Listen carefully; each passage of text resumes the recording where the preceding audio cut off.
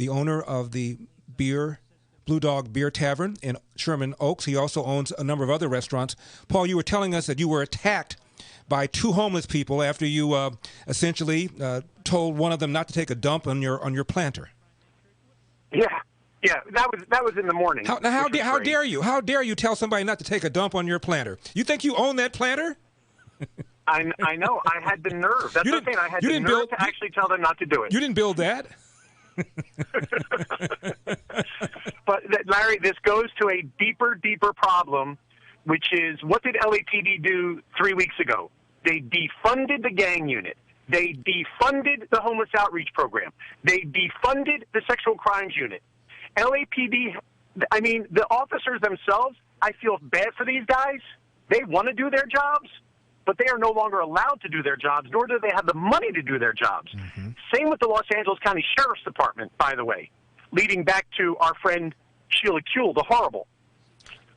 Look, back in March, when everybody was locked in their homes and everybody was home, I never went home for those 3 months between March and June when we got the restaurant back open.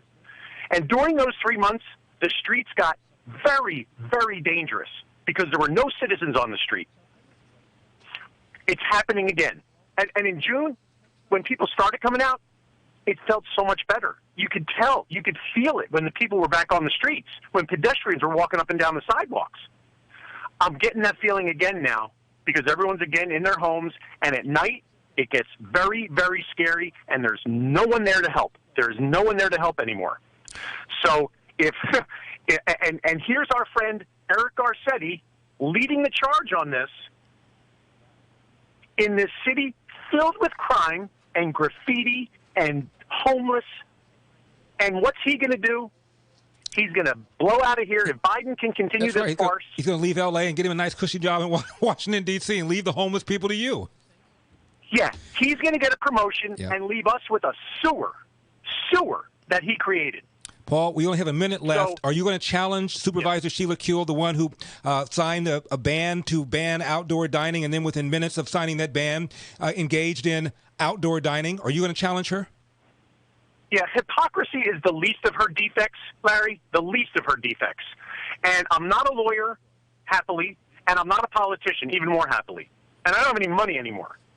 So, but I want to give it a run. I don't know how to run for office. I don't know how to be a politician. But she needs to go. She is dangerous. And maybe sometime I'll detail you the other things that she has done to create conditions that create crime in her district. We'll do that some other time. But I really think I want to do it. And maybe with your help, we can get it done. We'll see.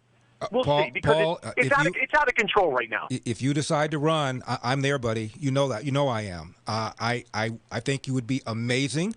And you have you are in the area. You know what's going on. You know exactly what's happening in the streets. If anybody has good ideas on what to do, it's you.